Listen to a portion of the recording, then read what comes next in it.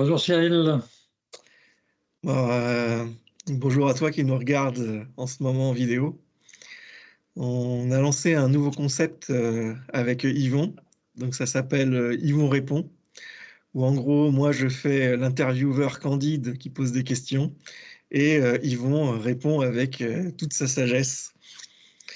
Donc on a commencé par entamer un thème assez important qui est le thème des chakras. Et donc je commence par la première question, c'est quoi les chakras? Alors, les chakras, on devrait dire chakras, ce sont des roues, mais je préciserai un petit peu pourquoi on appelle ça des roues. Mais avant de commencer, je voudrais rentrer un petit peu dans un contexte plus général. Alors, tout d'abord, je voudrais d'abord te remercier de m'avoir invité pour ce débat, cette interview, si on peut dire. Mais j'étais quand même un petit peu inquiet de pouvoir répondre à tes questions. Inquiet pourquoi? C'est qu'aujourd'hui, dans notre société moderne, on voit le mot chakra, le mot kundalini à toutes les sauces. On parle d'ouvrir ses chakras, etc. Voilà. Exactement. Si quelqu'un n'est pas de bonne humeur, c'est qu'il a les chakras refermés, etc., etc.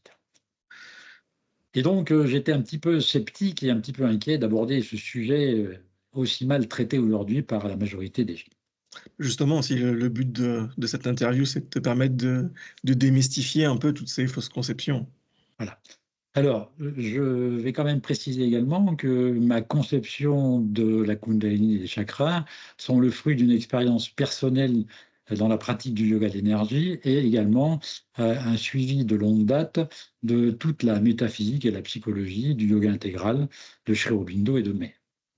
La position du yoga intégral est assez particulière et assez différente de la pensée dominante sur ce sujet. Donc ça, c'était un petit peu le préambule. Ce que je voulais aussi aborder, c'est qu'à l'époque actuelle, on trouve énormément de gens qui s'intéressent au yoga, qu'on pourrait appeler des adeptes ou des disciples, et inversement, il y a quasiment plus de maîtres. Mm. Ou ceux qui y mettent sont parfois un petit peu des charlatans. Inversement, il y a quelques siècles, ou même déjà au siècle dernier, à l'époque de Sri Aurobindo, on retrouvait encore de nombreux maîtres authentiques et qui ne choisissaient leurs disciples personnellement. Ça, c'est un point extrêmement important. Mm. Le disciple ne choisissait pas son maître, c'est le maître qui choisissait. En plus de ça, souvent, le disciple était l'objet d'épreuves, je dirais, de qualification, si on peut dire, sur de nombreux mois, voire de nombreuses années. L'exemple de Milarepa au Tibet, qui pendant des années trimballe des tas de pierres pour prouver son abnégation, sa patience, sa tolérance, son endurance, etc., à la pratique du yoga. Donc aujourd'hui, pas de maître, beaucoup de disciples, inversement. Mm. Donc là, c'est un point extrêmement important parce que dans le problème de la Kundalini, si c'est mal fait, ça peut être dangereux. Mm.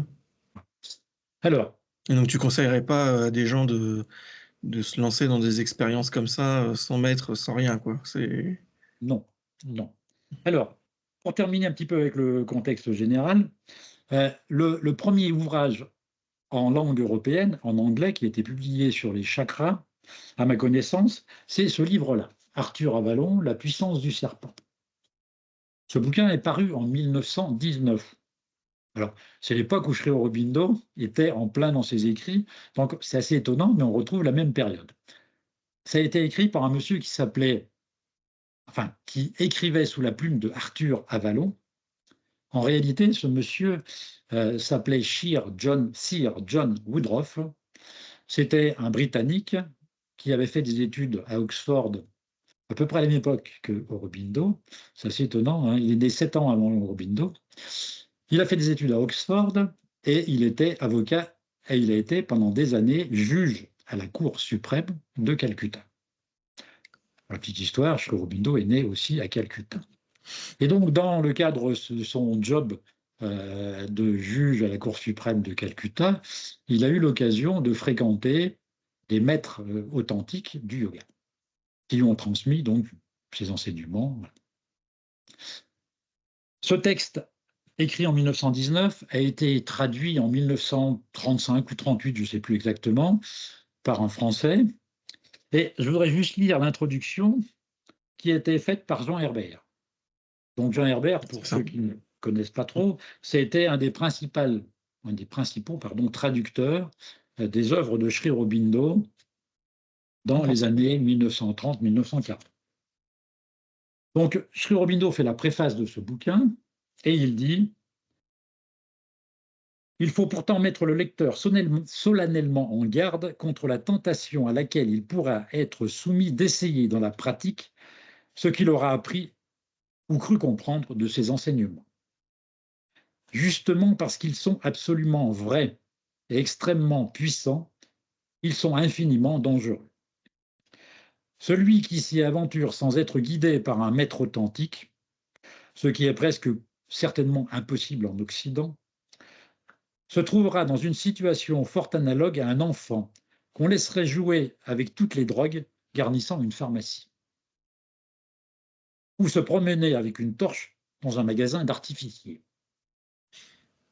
Troubles cardiaques incurables, destruction lente de la moelle épinière, désordre sexuel et folie attendent ceux qui s'y risquent. Donc ça donne pas envie d'ouvrir ses chakras, ça. Hein. Voilà. Donc tu vois un petit peu le sujet. Ouais. À peu près un tout petit peu plus tard, dans les années 35-36, pareil, il y a un Indien qui s'appelle Gopi Krishna qui écrit un bouquin qui s'appelle Kundalini, l'énergie évolutive en l'homme, et qui met en garde contre les dangers et qu'il a lui-même vécu. Hein. Il raconte qu'il a failli, il a frôlé la folie. Donc, mise en garde importante, l'éveil de la Kundalini, attention, dangereux, à pas faire son ça maître, peut être dangereux. ça. À la conclusion, j'expliquerai un petit peu qu'il y a quand même des préalables importants. Voilà. Voilà un petit peu le préambule de départ. Je vais maintenant, je dirais, rentrer un petit peu dans ce que l'on pourrait appeler les chakras, mais je vais amener la vision du yoga intégral. Puisque pour moi, c'est la meilleure façon de comprendre les chakras. Alors, dans les écrits de Sri Aurobindo, il y a toute une métaphysique extrêmement intéressante où il explique, alors c'est avec mes mots et avec mes terminologies, il est très difficile d'exprimer ce que Sri Aurobindo a pu écrire, voilà. Mais je vais le dire avec mes mots. Donc, assez simplement, pour faire comprendre les choses, à l'origine du monde, de l'univers, du cosmos, il y a une conscience absolue qu'on appelle le Brahman, on peut appeler autrement Dieu, l'absolu, etc. Donc tout est conscience. Ça, c'est le point de départ. Voilà. Si tu as des petits points à rapporter, n'hésite pas. Non, je suis d'accord là-dessus. Cette conscience, à un moment, a décidé de jouer le jeu de la vie. Et elle a commencé à se dédoubler alors, là, moi, c'est mes termes à moi, en Shiva, qui est la conscience, voilà, et en une force cosmique, la Shakti. Ce qu'on appelle la mère divine, enfin, c'est comme ça que je l'entends. Voilà. D'où le nom de la chaîne. Voilà. Mais il ne faut jamais oublier qu'il y a un côté masculin et un côté féminin. Ces deux éléments, à un moment donné, ont joué le jeu de la vie et ont commencé à s'incarner. Donc, je ne vais pas rentrer dans les détails plus précisément. Cette Shakti et ce Shiva ont commencé à créer l'énergie, le prana, ce qu'on a appelé le prana en Inde, et puis une matière primordiale qu'on appelle l'akasha, l'éther parfois en Occident. Voilà. Là, ce n'est pas toujours très clair dans ma tête, mais de l'akasha, c'est-à-dire de la matière primordiale et de l'énergie, il y a un mariage qui se fait et commence à venir les éléments qui vont constituer l'univers tangible, manifesté. Ces 5 éléments sont au départ l'éther. De l'éther va naître l'air. De l'air va naître le feu. Du feu va naître l'eau. Et de l'eau va naître la terre. Donc, c'est les 5 éléments qu'on retrouve aussi dans l'alchimie occidentale. Voilà. Et c'est un point de départ intéressant qu'on retrouve dans le Samkhya, que Sri Aurobindo reprend également dans certains de ses écrits. Ce qu'il faut avoir en tête, c'est que ces 5 éléments sont manifestés dans l'ensemble de la manifestation à différents degrés. Mais on retrouve de l'éther dans la matière, on retrouve de la matière dans l'éther, etc., etc. Non, tu parles plus de force subtile là que de réalité tangible, matérielle. Quand tu parles d'éther ou d'air, c'est pas l'air qu'on respire, Alors, c'est pas le feu comme oui, alors on fait si, brûler. alors ce que disent les tantras, parce que là on est sur les tantras, dont Sri Aurobindo s'est aussi pas mal inspiré, c'est qu'il y a d'abord 5 éléments subtils, mais ces 5 éléments subtils vont décliner en des éléments tangibles. Ok. L'air qui souffle autour de moi, le feu de la cheminée, l'eau qui coule, etc. Et puis la terre, voilà. Mais il y a effectivement au départ 5 éléments subtils qui se déclinent en 5 éléments manifestés tangibles. Alors, c'est là que ça devient intéressant, c'est que ces 5 éléments, on va les retrouver dans les chakras et on va les retrouver également dans nos enveloppes corporelles. Voilà. Donc, je continue un petit peu ma déclinaison. On est parti de l'absolu. L'absolu se manifeste en 5 éléments. Et alors, je ne reprends pas tout le débat de l'évolution. L'esprit est descendu dans la matière et maintenant la matière reprend l'évolution. Elle va créer la vie va créer le mental, etc., etc. Ces 5 éléments, on va les retrouver dans nos 5 enveloppes. Une enveloppe matérielle, le corps physique, une enveloppe, je dirais, énergétique, le corps vital, une enveloppe mentale, une enveloppe d'intelligence, et puis, alors, L'intelligence, tu fais une différence entre le mental et l'intelligence? oui, alors, là, c'est là-dessus qu'il y a souvent des différences entre les différentes écoles. On prend sur le principe qu'il y a 3 corps, corps physique, corps subtil, corps causal. Le corps physique, c'est le corps physique. Ensuite, le corps subtil, si on peut dire, il est composé de 3 corps. Le corps vital, c'est toute la vie qui est en moi, le corps mental et le surmental. Alors après, ça, c'est des dissociations. Et puis, le corps causal, qui est l'Anandamaya Kosha dans le yoga intégral, c'est le corps de félicité, c'est le surmental, ou même au-delà, dans la discipline du yoga intégral, puisque au-delà du supramental, il devrait y avoir encore un autre plan. Voilà. Alors, si maintenant je redescends donc dans un petit peu, donc le corps physique, tout le monde le connaît, il est lui-même constitué de matière, de liquide, de feu, puisqu'il y a le système digestif, etc. Si on regarde le deuxième corps, qui est notre corps pranique, le corps vital, on rentre là dans un corps plus subtil, dans lequel la science hindoue, la science indienne, la science du yoga, précise que nous avons une architecture de méridiens, de canaux subtils qu'ils appellent les nadis. Alors, si on fait une analogie avec l'acupuncture chinoise, ils appellent ça des méridiens. Dans ce que j'ai pu apprendre, moi, du yoga de l'énergie, on distingue dans le corps pranique, ce corps de l'énergie, 2 niveaux. Un niveau plus dense qui correspond au méridien de l'acupuncture. Donc, dans nos bras, dans nos jambes, dans le buste, en surface, circulent des rivières d'énergie qui correspondent au méridien de l'acupuncture chinoise. Les Indiens disent que nous avons à peu près 72 000 méridiens, 72 000 nadis. Et donc, on trouve des textes anciens, des schémas qui expliquent un petit peu tous ces nadis. Et puis, toujours dans notre architecture du corps subtil, nous avons 3 nadis majeurs qui sont une polarisée avec la Shakti, donc la mère divine, qui démarre par la narine gauche, qui monte au chakra qu'on verra ici, et qui descend en spirale jusqu'au périnée, côté gauche. On appelle cette nadi Ida.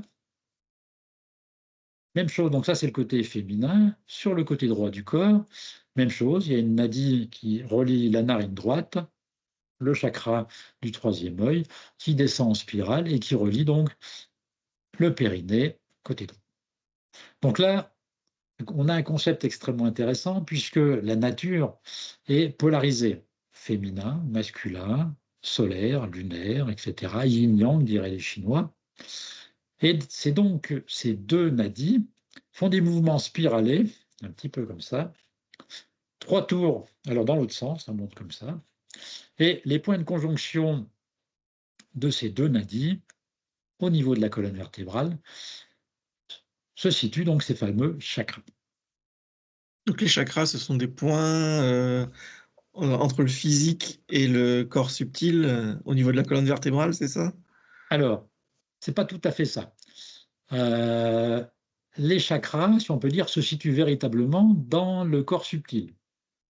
Par contre, si tu regardes la littérature un peu ancienne ou même plus moderne, les textes font référence à des connexions entre ces chakras et certains organes, certaines glandes endocrines et certains plans de notre existence. J'y viendrai un tout petit peu. Voilà. Donc deux polarités yin-yang, solaire-lunaire, ce sont donc les deux nadis polarisés. Et puis au centre de la colonne vertébrale, dans le canal médulaire, un troisième méridien, un troisième nadi, qui s'appelle Shushumna. Et d'après les yogis, donc cette nadi centrale est endormie. Donc maintenant, je vais rentrer un petit peu plus dans les chakras. Donc dans la littérature classique, on situe, je dirais, 7 chakras. Le premier chakra, c'est le chakra qui se trouve au périnée, entre sexe et anus, qu'on appelle Muladhara, le chakra racine. C'est là que se situe l'énergie primordiale, l'énergie cosmique, levée comme un serpent, c'est les textes qui le disent comme ça, et on a ainsi donc à la racine de notre périnée, on a une bombe atomique, si je peux m'exprimer ainsi, qui est endormie. Il faut savoir que ce Muladhara est en lien avec l'inconscient, avec nos instincts primaires les plus basiques. Voilà. Tu veux dire quoi comme instinct primaire? Les premiers instincts, il faut savoir que nous, êtres humains, mais comme tout être vivant, on a une première fonction, c'est d'abord de vivre, enfin de survivre, Survivre et se reproduire. de vivre et puis de se reproduire. Voilà, hein. C'est après l'élévation spirituelle, c'est dans un deuxième temps. Hein. C'est quand on a pu manger et puis qu'on n'a pas trop de danger au-dessus de la tête qui nous perturbe. Hein. Donc les instincts primaires, c'est-à-dire lutter, etc., ils se situent dans cette. Voilà. Donc c'est toute notre philosophie. Compris le côté sexuel, parce que je crois que c'était plutôt dans... Alors, c'est un tout petit peu, alors après, c'est un peu basique, hein, c'est pas très clair. Donc, si je reviens sur nos 7 chakras, donc le premier chakra relié donc au périnée, relié à l'élémentaire, en fait. relié à l'élémentaire. Mhm. Ensuite, un tout petit peu plus haut, un tout petit peu en dessous du nombril, au centre, au niveau de la colonne vertébrale, donc le chakra Svasdhisthana, qui lui est relié à l'élément eau et a une connexion un petit peu avec l'aspect sexuel. La vitalité, je dirais, un petit peu inférieure. Un tout petit peu plus haut au niveau du nombril, ou certains situent au niveau du plexus solaire, un chakra qui s'appelle Manipura, dont je ne donne pas les traductions, mais qui lui est vraiment relié au plan vital. Ensuite, le chakra au niveau du cœur, Anahata, lié au centre émotif, etc. Ce n'est pas l'être psychique, hein. C'est vraiment, on est sur un autre plan. Ensuite, au niveau de la gorge, Vishuddha, qui lui est lié à notre mental d'expression, la communication. Là, par exemple, je suis en train de parler, de m'exprimer, je fais fonctionner ce chakra-là. Alors, je le reprécise, Manipura, le ventre, c'est l'élément feu, le cœur, c'est l'élément air, ici, c'est l'élément éther, Et puis ensuite, on a un chakra ici qui est lié, qu'on appelle parfois le troisième œil, lié à la volonté, au mental, etc., qui lui n'est pas lié aux éléments. Hein. Et puis le septième chakra, qui se situe ici au niveau de la fontanelle, chakra couronne, chakra lié. Donc, alors lui, il n'est pas directement relié, il est induit par les forces cosmiques. On ne peut pas, je dirais directement, on reçoit ou pas les forces cosmiques et c'est par là qu'elles passent. Mais il n'y a pas de travail à faire dessus, il suffit de les laisser s'ouvrir. Donc les 5 éléments sont bien reliés à ces 5 chakras de base. Si on va un peu plus loin, donc si on va dans les textes indiens, ces 5 éléments sont reliés également à nos sens, nos 5 sens.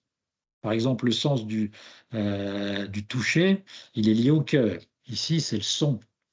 Le feu digestif est lié à la vue. Le chakra sexuel est lié au goût. Et le chakra racine, il est lié au nez, à l'odorat. Voilà. Dans la terminologie, les textes classiques, on retrouve également des sons, des mantras liés à chacun des chakras. On retrouve également, alors c'est là que c'est un peu polémique, certains mettent des couleurs, rouge, orange, etc. Alors là, on rentre complètement dans, à mon avis, une absurdité, puisque chaque chakra, en réalité, contient tous les filtres et toutes les couleurs, après avec des dominantes. Alors, pour résumer un petit peu un chakra, pour moi, c'est un peu un poste récepteur. De la même façon que tu mets ta radio et que tu mets un filtre, tu reçois telle chaîne, telle radio, les chakras, en réalité, sont des postes émetteurs-récepteurs des énergies cosmiques sur des plans particuliers. Alors, sur le plan physique, sur le plan vital, sur le plan mental, etc. Voilà. C'est ça un petit peu le chakra. Après, pour terminer avec l'histoire de la Kundalini, donc les yogis disent que nous avons au périnée, sur le chakra Muladhara, une énergie cosmique extraordinairement importante, qu'elle ne circule pas dans le canal central, qu'elle circule de manière, je dirais, anecdotique, minimale, à l'intérieur de ces 2 nadis qui sont en spirale. Et tout le but du yoga de la Kundalini, entre guillemets, ça va être de libérer cette Kundalini et de la faire monter pour venir éveiller chaque chakra, les uns après les autres. C'est là que Aurobindo n'est pas tout à fait d'accord, puisque, comme je l'ai dit au tout départ, si tu commences à travailler sur les chakras d'en bas, tu éveilles toute la boue, voilà, de l'espèce. Et comme dit Aurobindo, quand tu regardes une fleur de lotus, tu ne t'intéresses pas au compost et au tas de fumée sur lequel elle a poussé. Tu regardes son parfum, tu regardes sa fleur. Donc, il me semblait que dans les yogas traditionnels, justement, ils avaient tout un travail de nettoyage de ces plans-là avant d'ouvrir la Kundalini, sinon cela causait des catastrophes terribles. ben oui, si tu veux, alors c'est là que le Hatha Yoga rentre en ligne de compte. Si tu veux faire monter, alors si je prends une batterie, si c'est une batterie de 12 volts, si tu commences à mettre du 500 volts dedans, tu vas faire péter la batterie. Donc c'est un peu la même image. Donc si, ça je parle du yoga traditionnel, hein. Dans le yoga traditionnel, eux, ils partent du principe que s'ils veulent faire monter la Kundalini, effectivement, il va falloir déjà préparer le corps, donc libérer le corps, le fluidifier, l'assouplir, etc. Donc c'est tout le travail du Hatha Yoga. Ensuite, libérer les canaux d'énergie. Donc c'est là qu'intervient le pranayama, donc cette science du souffle, dans lequel on va libérer les canaux, en particulier ces canaux en spirale, pour permettre à l'énergie de circuler plus librement. Voilà. Et donc les postures de yoga classiques, hein, les torsions, les flexions avant, les flexions arrière, sont des postures d'ouverture ou de fermeture dans lesquelles elles viennent spécifiquement, suivant chaque posture, ouvrir telle ou telle zone du corps. Hein. Un cobra d'ouverture va ouvrir ici le sternum et va plus ou moins ouvrir, je dirais, la zone du cœur et le chakra cardiaque. Est-ce que je suis assez clair sur mon Ça marche, c'est bon. Voilà. Et donc pour Sri Aurobindo, en fait, ça se passe comment, cette ouverture de Alors, chakra? dans la pratique du yoga de Sri Aurobindo, effectivement, Sri Aurobindo, alors, je vais peut-être te lire un petit texte d'Aurobindo également, pour qui résume un petit peu. Voilà. Il résume assez bien ce que je viens de dire et qu'il le dit à sa manière, mais d'une façon tellement claire. Et, voilà. Chacun des lotus, chakras, est le centre et le réservoir de son propre système particulier de pouvoir. Donc chaque chakra est lié à un pouvoir particulier, énergie et opération psychologique. Chaque système correspond à un plan de notre existence psychologique. Et ceux-ci s'écoulent et reviennent dans le courant des énergies praniques en circulant à travers les nadis. Donc, pour résumer, chaque lotus est lié à des pouvoirs particuliers et à des énergies particulières. Donc, si je résume maintenant chacun des chakras, le Muladhara régit le physique jusqu'au subconscient. Le centre sexuel, Svastisthana, régit le vital inférieur. Le centre ombilical, Manipura, régit le vital plus vaste. Le centre du cœur, Anahata, régit l'être émotif. Le centre de la gorge, Vishuddha, régit le mental d'expression et d'extériorisation. Le centre entre les sourcils, Ajna Chakra, régit le mental dynamique, la volonté, la vision et la formation mentale dynamique. Au-dessus, le lotus aux 1000 pétales, Sahasrara, régit le mental pensant supérieur, abrite le mental illuminé plus élevé encore, et tout en haut s'ouvre à l'intuition et au supramental. Voilà. Donc Sri Aurobindo, pour expliquer un petit peu, pour reprendre une image, c'est quand tu es dans une pièce qui a la lumière et qu'il y a une pièce à côté qui est dans l'obscurité. Si tu perces un trou dans la cloison, c'est toujours la lumière qui passe de l'autre côté. Mmh. Donc le principe du yoga intégral, c'est pas d'essayer de brasser, je dirais, ces forces puissantes, mais délicates à travailler, c'est d'amener la lumière d'en haut et de venir éclairer petit à petit ces centres. Voilà.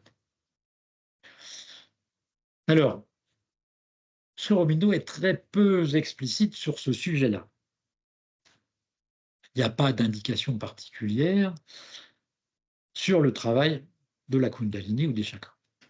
Il dit simplement que c'est un élément important et il préconise donc cette descente.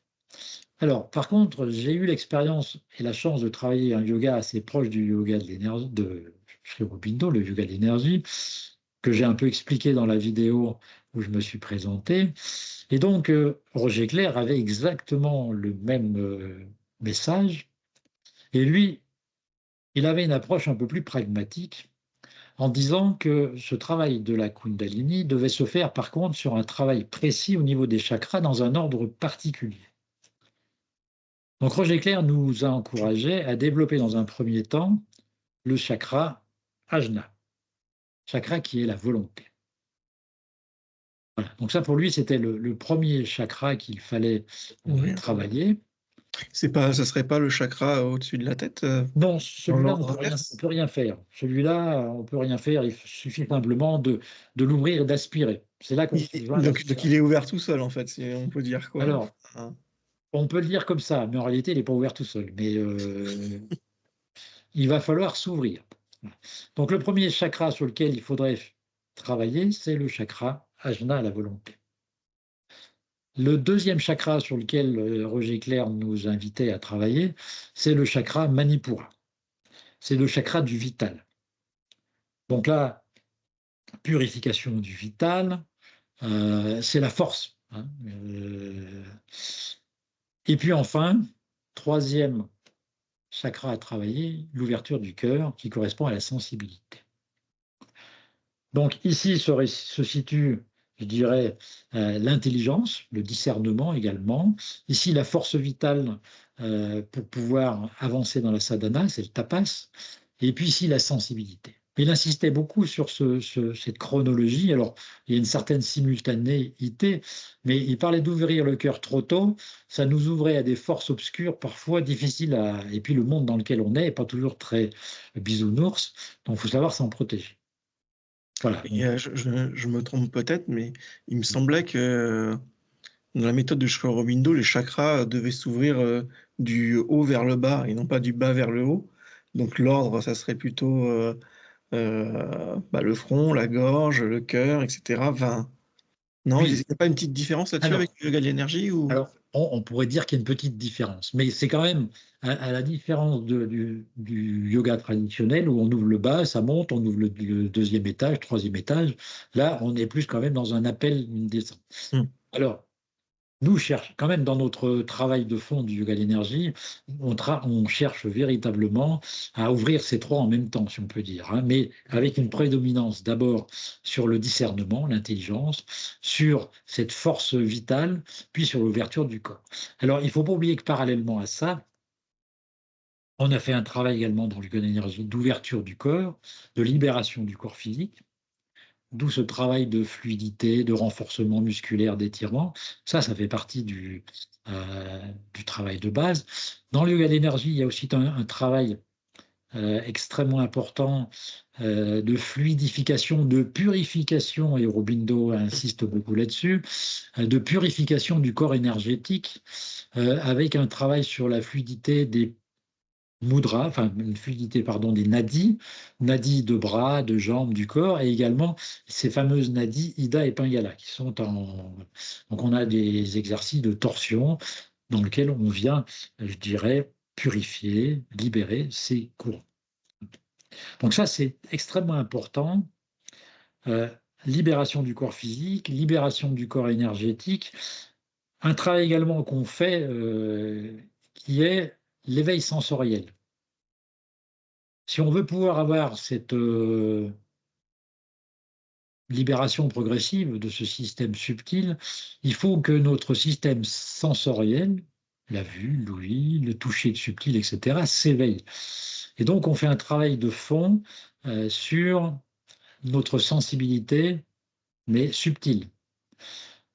Je ne peux pas rentrer dans les détails, ce sera probablement l'occasion d'une autre vidéo, mais parallèlement à nos sens physiques, nous avons ce que les yogis appellent des indriyas, des sens subtils, qui nous permettent de capter. C'est ce que les guérisseurs ont en certains cas quand ils sentent des pathologies, c'est certains clairvoyants, clairaudients, etc. Donc on a des sens subtils qui nous permettent de voir un peu plus loin que notre simple corps physique. Et donc l'éveil de notre sensibilité subtile est importante pour justement sentir ces réactions de nos éléments subtils. Une petite question, je t'interromps là, dans cette histoire d'éveil ou de choses comme ça, parce que tu parlais du danger d'ouvrir ses chakras sans maître. Est-ce que c'est pareil, ce genre de choses, c'est dangereux ou pas, ou est-ce qu'il faut absolument le faire avec un maître? Alors, tout est dangereux dans la vie, si je peux dire. Traverser la rue, c'est dangereux. Ce qui est dangereux, c'est d'aller trop vite, sans écoute, sans recul, et surtout sans humilité. Voilà. Ce qui se passe, c'est que si tu veux absolument ouvrir la Kundalini selon certaines méthodes, tu vas aller à fond. Donc, ils ont des pratiques, ils se tapent le cul par terre. C'est une réalité, hein, etc. Ils font des respirations violentes, etc. C'est possible, mais c'est comme monter dans une Formule 1 si tu n'as pas l'habitude. C'est pas recommandé, quoi. Voilà, c'est pas recommandé. Je dis pas que c'est pas possible, mais il faut être très vigilant. Moi, je monterai pas dans une Formule 1. Non, mais si je prends l'exemple de la musculation, si tu veux, ok, avec de l'entraînement, tout le monde peut sauver 150 kilos, mais si on commence directement avec 150 kilos, on va se casser, quoi. Donc, il faut y aller progressivement, ce que je veux dire. Et là-dessus, s'il y a quelqu'un qui nous aide, qui nous guide, enfin, on sent on est plus en sécurité, ou au moins avoir des manuels qui nous disent, bah, commence avec 10 kilos avant de passer aux 150, quoi. Oui, oui, ça c'est la règle de base. On l'oublie fréquemment dans le yoga. Dans toutes les formes de yoga traditionnelles, avant de passer au travail d'exercices posturaux ou respiratoires, il y avait toute une éthique sociale et personnelle qui était obligatoire. Et normalement, le disciple ne pouvait accéder aux pratiques évolutif, si on peut dire, que s'il avait déjà réglé ses problèmes de déontologie sociale et personnelle. Ce qui n'est pas toujours le cas aujourd'hui. Voilà. Donc c'est important ce que tu viens de dire, c'est qu'effectivement, on peut travailler sur ces énergies subtiles, mais avec prudence, avec beaucoup de sincérité, d'humilité. C'est là qu'on retrouve toujours les messages de Mère et de Sri Aurobindo, sans ego. Et personnellement, je pense qu'il ne faut pas rechercher. Oui, mais Le travail la mère disait, on peut aspirer autant qu'on veut, mais il faut pas tirer en fait. Si on tire, ça peut provoquer des malheurs, quoi. Donc, aspirons à fond, oui, mais ne tirons pas, quoi. je pense très sincèrement. Je vais te citer une petite expérience personnelle qui m'avait beaucoup marqué. Comme tu l'as su, enfin comme je l'avais pu le dire, j'ai commencé le yoga très jeune et quand j'étais gamin, j'avais le vertige, mais je ne pouvais pas monter dans un arbre. Mon frère, mes cousins, tout le monde montait dans les arbres et moi je restais en bas parce que j'avais la trompe. Et puis j'ai commencé le yoga et puis je me suis rendu compte que sans rien faire, je dis bien sans rien rechercher, je suis devenu complètement insensible au vertige, à tel point que je suis devenu charpentier et j'ai même été à un moment spécialisé dans les travaux acrobatiques un petit peu que personne ne voulait faire. Voilà, où il fallait être suspendu en plein vide, des hauteurs pas possibles. Voilà. Et donc ça m'avait beaucoup interrogé, beaucoup questionné, sans rechercher un objectif, sans rechercher un but. Le simple fait de se libérer de choses, de se libérer autrement, fait que tes nœuds personnels se dissolvent. D'accord. Et donc, pour aussi aller toujours dans le thème de la sécurité, par contre, tout ce qui est exercice préparatoire de torsion, de yoga, hatha yoga, je veux dire normal, il n'y a pas de risque physiologique ou de risque spirituel à pratiquer. Non, alors après, la pratique du hatha yoga telle qu'elle est faite aujourd'hui, si elle est bien enseignée avec un enseignant correct, que la règle numéro un du yoga qui est de pas sans violence, hein, je dis bien première règle du yoga, ahimsa, non-violence. Et quand on dit non-violence, c'est non-violence avec soi-même et avec les autres. Donc si tu pratiques sans te faire violence, la moindre douleur, tu ralentis, tu fais autre chose. Voilà. Là déjà, il n'y a pas de risque. Après, où il y a un petit peu de risque, c'est certains pranayama, donc les exercices respiratoires, où si tu suis les méthodes traditionnelles, il y a des très longues rétentions avec des blocages du souffle. Et là, rappelle-toi le texte de Jean Herbert au début, trouble cardiaque, etc. Voilà. Il faut absolument une pratique fluide, sans effort, sans contrainte, etc. L'exercice doit être agréable. Voilà. C'est toujours cette C'est bien de le notion. préciser, je pense, parce que Oui, oui. effectivement, comme tu dis, les gens qui sautent et qui sautent sur leurs fesses pour faire monter, ça semble assez violent comme ça, donc c'est pas Voilà. conseillé, quoi. Non, Enfin, toi, tu non. le conseilles pas, en tout cas. Pour moi, un texte d'un grand monsieur du yoga, il disait la posture, c'est être établi dans un espace heureux. Voilà. Donc à partir du moment où la pratique te permet d'être établi dans un espace heureux, tu es dans la justesse. Okay. Si tu es dans la recherche de la performance, du résultat, de l'accroissement de l'ego, etc., là, non. Et c'est là que le message de Sri Aurobindo et de la mère est fondamental. Aspiration, rejet de tout ce qui est négatif, et puis surrender, voilà, humilité. Je pense que là, on est dans le juste. Okay. Mais le travail doit être prêt pour faire monter la tension électrique dans le système. Ok. Et toi, personnellement, tu as expérimenté cette descente de Kundalini ou montée de Kundalini? Alors, monter, non, parce que je ne le recherche pas. Hmm. Par contre, ma pratique principale, c'est la descente, effectivement. D'accord. Je pense que je ferai une vidéo où on fera une interview là-dessus. Dans le yoga de l'énergie, une des pratiques essentielles, j'en ai très brièvement parlé dans notre interview avec Emmanuel, on a un exercice qu'on appelle la prière yogini ou la liaison aux sources, où on va chercher justement ces énergies de Shiva et de la Shakti pour venir les faire s'écouler en nous et nous libérer, nous ouvrir, etc. Mais après, c'est toujours difficile de parler d'expérience.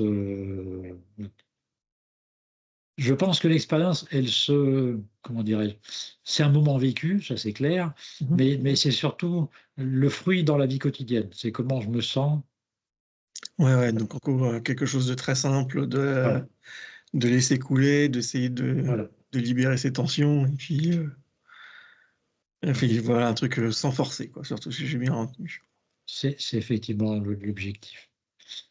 Ok. As-tu Bah, d'autres questions? je pense que c'est déjà on a fait un bon moment ensemble. Moi, j'aurais plein d'autres questions, mais je pense que ce sera peut-être pour un autre épisode. Alors, je voudrais simplement rajouter, si certains auditeurs qui nous écoutent ont des remarques, des commentaires ou des questions, qu'ils n'hésitent pas à nous les soumettre. Voilà. Je ne sais pas si on mettra les textes, enfin, je te les enverrai, les Ouais, et bouquins, on va références. s'arranger. Voilà. Oui, donc effectivement, comme dit Yvon, le but de de ce nouveau concept, en fait, c'est toi, si tu as des questions ou des précisions à demander, bah, mets-les en commentaire et puis on y répondra en vidéo avec Yvon. Voilà. Il n'y a pas de mauvaises questions, il n'y a que des mauvaises réponses. Voilà. Et bonne journée à tous. Merci à tous de nous avoir écoutés et puis portez-vous bien, à très bientôt, j'espère.